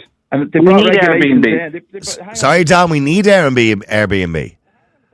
We need them. We need them to exist. Here's my point. They brought regulations in, and there's about 24 counties in Ireland that haven't done it yet. 24 counties haven't pursued anybody for letting Airbnbs over 90 days. So there you go. You have rents sky high up and down the country now. Would you not agree, Don, that the Airbnb, the regulations that were brought in probably weren't bad regulations, but they're being completely abused? That people are using... We don't need to regulate Airbnb. When I go to another county to look at property, I need a low-cost rent, so something I can rent for one night. Like I go to Belfast, I go to Cork, I go to Galway, I can find something within €50. If you get rid of Airbnb, then I have to spend €150. My point is about entire homes and apartments. I have no problem with somebody renting a couch on, going to go and stay in somebody's room in their house. That's not an issue. The issue is with the entire homes and apartments where you have a housing disaster and there's no enforcement. My point is there's no enforcement of these regulations. And you're talking for more of a Wild West. As I said there. No, you're just not listening to the conversation. You're living in a fantasy world where there's no regulations being enforced. We had a lockdown. We had the eviction ban. We have price controls. We have rental freezes. We have piles of regulations. Everybody is telling you that we're over-regulated. You have to listen to what people are telling you. That's not made up. Hold on. You made a point there to say homelessness has increased since 2011. We 4,170 children in homeless accommodation, and then you're saying you want more deregulation. You want more homelessness? No. You're just not listening to the conversation. That's not what we said. Myself and Tony said the same thing. If you regulate the market, we have less houses. Therefore, you have more homelessness. That is the shortest way we can explain it. We can show you charts. We've explained it to you. Peter, I think you might be misunderstanding it. I do understand the point Don is making. Sometimes when you regulate, and I said this at the very start of the show today, when you bring in a regulation, and I mentioned, for example, with rent freezes, well, then you've got landlords purposely charging more money because they know they can't increase it again. So sometimes regulation can have the opposite effect to the effect it's meant to have. Well, yeah, but my point is about the enforcement of those regulations. Like, what Don made a point to say... Because you're ignoring what everyone else is saying. That's why you keep changing the conversation. It's failed already. The lack of regulations, the lack of enforcement of those regulations. No, you're living in a fantasy world, Peter. That's a reality. You're not living reality. I live on sky-high rents, and when evictions are happening. Yeah, we live sky-high rents and over-regulation. With respect. I live in a garage, you moron. Over you. You live in a garage, Don? I live in a garage. I don't live in a normal home. I moved from a shed to a garage. Like, I know what I'm talking about. I've been going around the country looking at properties. We're overregulated. If I buy a property, I can't build on top of it because there's a pile of regulations. The Peter Dooleys of this world are telling us that there's no regulations. It's like, we're telling you. I'm sorry, I want to find out exactly. So you're living in a garage at the side of someone's house? Yeah, I live in a laneway with no address. Oh, what? Like in the back of somebody's house, is it? Yeah. Oh, okay. All right. And have you got heating and a toilet and a shower? Oh, it's warm. Oh, yeah, no, it's grand. So it's the cheapest thing I can find in Dublin. And how much is it for the garage? Oh, well, cheaper than anything I can find in Dublin. I'll put it like that. Okay. All right, okay. Well, somewhere to live, I suppose. Okay. Well, say I just want to take one more call on this. Breda, hi, how are you doing? Hi, Niall. How are you? I'm grand. Sorry, I'm after keeping Peter Dooley nearly for an hour and a half now at this stage, but he's okay. I've only got 5 more minutes. He'll stay with us. Anyway, go ahead, Breda. Well, I think the biggest problem is the vulture funds, to be honest with you, Niall. I think they're cutting everybody else out of being able to buy a home. I know the government brought in some stupid rule that they had to pay X amount of tax over a certain amount. I think they should be just not allowed buy in bulk at all. I think, I live in a student town, and the amount of the problem with student accommodation now here is phenomenal, because landlords are getting out because they just can't cope with all these regulations and restrictions. And, and it was always a student rental town. A lot of people bought a second home, and they'd only have maybe their own home and one home to rent. But even that they can't cope with now, and they're getting rid of them, And I understand the point you're making in relation to vulture funds or large developers coming in and buying, huge amounts of properties and renting them out. But the problem is that when you start to restrict that, well, then we don't have a free market anymore, and then you're moving into a socialist society. So you can't really start doing things like that. But you can if they're if they buy 30 houses, there's 30 families that couldn't buy. Yeah, no, I know, and that's difficult. I know that's a bitter pill to swallow. By the way, that's not happening as much as you think it's happening. By the way, but it is happening. Yeah, but it is still happening. And I mean, okay, I know Michael O'Leary bought a lunk of houses out in Swords for his staff. And he's going to charge them a low rent. I have no problem with something like that. But when you have these guys coming in and buying up in bulk and charging phenomenal, I mean, I don't know how people pay rent and survive anymore now. No, I don't know. Genuinely don't. I mean, I'm so thankful I have my home, and my dad. So most people don't earn the right 2,200, whatever it is in Dublin to rent a 3-bed house. Most people don't earn 2,200 in Dublin. I know it's disgraceful. If you own a house that's over so many years old, you shouldn't be allowed to put a huge rental income on it, because the house is probably more. If you have a house for 20 years, it's more or less paid for. I seen an ad on TikTok. I was scrolling through TikTok last night, and some young one, she's an estate agent, was standing in the front garden. Look at this wonderful house. And she said, it's a good project. In other words, it's a fixer-upper, right? Okay. It's a good project. Yeah. It was in Clontarf. It looked like a normal, everyday, semi-detached house. How much do you think it was? About 480,000. How much do you think it was, Peter? Clontarf, semi-detached house. 680,000. 995,000. And it was a fixer-upper. There was no heating, no radiators. It was that old. The house, when they went inside, it looked like it hadn't been touched since the day it was built. The original old furniture, old fireplace. It was probably an elderly couple who passed away, maybe, or something like that. I don't know. Yeah. But no central heating. Oh. 995,000. And you know what, Niall? Somebody will buy it and they'll do the job on it. Yeah. Somebody will buy it. I could never get my head around how people pay, phenomenal money for a house when you could try and go down the country a bit further. Absolutely. And buy a plot and build your own beautiful house exactly as you want it. I know some people like the city living and they want to live in the city, but to be honest with you, I've learned that lesson a long time ago. That's gone. I wouldn't say $1 million plus. You buy a mansion outside Dublin for 995,000. But you're built someplace for Yeah. 900. And by the way, you need to spend at least 300,000 in this place. At least. At least. And that's it, if you don't find... And your woman was smiling while she was saying it. Of course she was. She was looking at her commission. She's gone, woohoo, I said, at least Dick Turpin wore a mask. You know what I mean? Listen, I have to wrap it up. I'm sorry for keeping everybody today and wasting everybody's time. I do apologise on this bank holiday. Breda, thank you very much indeed. Are you working today, Breda? Are you offline? No, I'm only getting over keyhole surgery on my knee, Niall. So that's right. Get well soon, Breda. Get well soon. Listen, my daddy had a great saying, you can't kill weeds. Right. So, there you go. Okay, Peter, I hope you get well soon. I hope you're back in work, flying in the sky again. Peter, listen, thank you very much indeed for hanging on as long as you did. Very quickly, Peter, because obviously you want to give yourself a plug. You're running for election in Kimmage in the local elections on the 6th of June. Or 7th. 7th of June. 7th of June, sorry, I do apologise.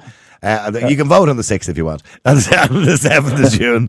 And what do you want to say to people who want to vote for you? Well, I'm in the Kimmage Rathmines area, so that covers Crumlin, Rathmines, Kimmage, Terranure, Harold's Cross, all that area as well. Area I've grown up with and my family have come from, and I've loved the area and its history for years and stuff as well. But, people know where I stand. I've stood for many years in campaigns in the local area, have a huge successful record. But I want to stand up to bring power back to people. We've had enough, for me, the political establishment, to status quo. It doesn't represent the interests of people. Like, with all the stuff that's going on that you've spoken about, Niall, and fair play to you, you've been one of the broadcasters in Ireland that's actually offered the platform for debates for people, and without you, there wouldn't be much opportunity to have these debates with people. Whether you agree or disagree, I respect the work you've done, and I think it's important that people have more independent voices, and people have debates and discussions. Not that everybody has all the right answers and solutions, but people should come together and work in the interests of people in our communities. I think that's the most important facet, and stand up for people that don't have a voice. People who are unrepresented. I think that's across the board now at the moment, across the whole spectrum. People feel voiceless. Absolutely. And I think that's why there's a huge change. And look, for those people living in those areas, have a look at Peter's policies, see if you're happy with his manifesto, so to speak. But either way, he's a good man. And I'd say you could talk. Thanks very much. No, you are. I've known you for a long time, Peter. You're going to come on my show, and you're well able to take an argument and well able to take criticism as well. Peter. I appreciate that. Thanks very much, Noel. And keep up the good work to yourself and your team as well. You have a great team there with you as well. All right, Peter. Producers, researchers behind you. Thanks very much. Peter Dooley from the Dublin Renters Union, as you know, voting or running for election in the Kimmage area there, and on the 7th of June in the local elections. He's a good man. He genuinely is, and maybe give him your vote first or second or third preference, whatever it is you want to give him, maybe first preference. I'm looking here, Mullingar, Petite's Woods House, Mullingar, County Westmeath. Look at that. It looks like something Michael Flatley'd live in. Massive big, greens, all cut well with lovely bushes and landscape, and it looks like it's about 40 bedrooms in it or something like that. What is it? Does it say how many bedrooms it is? Oh, it says 6, but it looks like 6 bedrooms, 6 bathrooms, detached, probably, I'm guessing, 5,000 square foot, maybe 4.5, 5,000 square foot. It's in Mullingar. It's a beautiful looking house. 900,000. And you get a 3-bedroom semi-detached, or whatever it is, 4-bedroom semi-detached in Clontarf that needs work. Hasn't even got heating in it. For 995,000. Why would you want to live there? Maybe some people would, I don't know.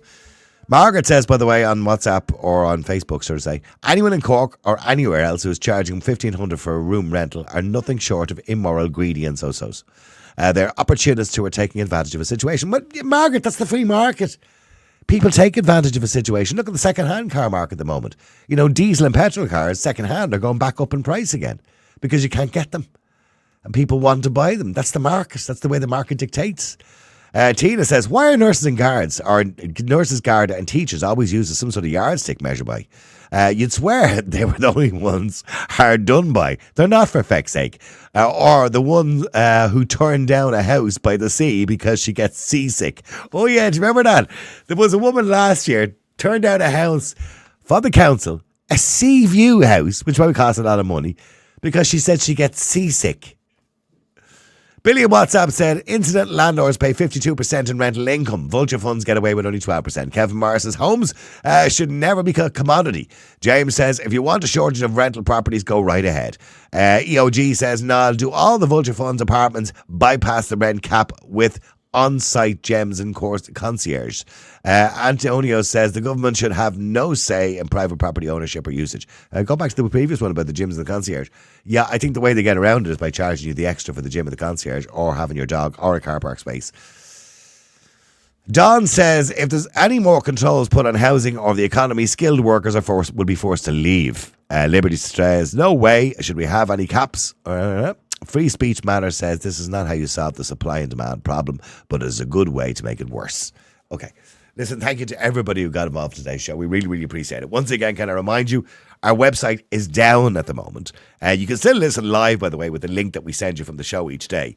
But unfortunately, we've had a technical issue over the weekend, and the server is down for some reason. But we do have somebody working on it at the moment, and we hope to have it up by the end of the day today. So today's podcast, as usual, will be on Spotify, iTunes and Amazon. So don't go to the website for today's podcast, but you can go to any of those other places, iTunes, Amazon or Spotify. To all our subscribers, by the way, we will have the website back up again in the next 24 to 48 hours. So don't worry, you will be able to see all the back catalogue and all the videos if you have subscribed. Please subscribe. It is the end of the month, of course. We do have to pay our bills. There's 3 of us working on the show. We don't get paid. And we rely on your subscriptions because, say, for example, this outage on our website is going to cost us a lot of money to get it put back up again because we have to pay maintenance on it. So it does cost money. And we don't have it. We dip into our own pockets every single month. So please, if you can, donate. I was going to say by going to the website. Tomorrow, you can go to the website and donate. Okay, or if you go to I tell you what, if you want to go onto the website at the moment, you can by just going to Google and putting in Niall Boylan Podcast. It's just if you write it in the address bar at the top, for some reason it's not coming up.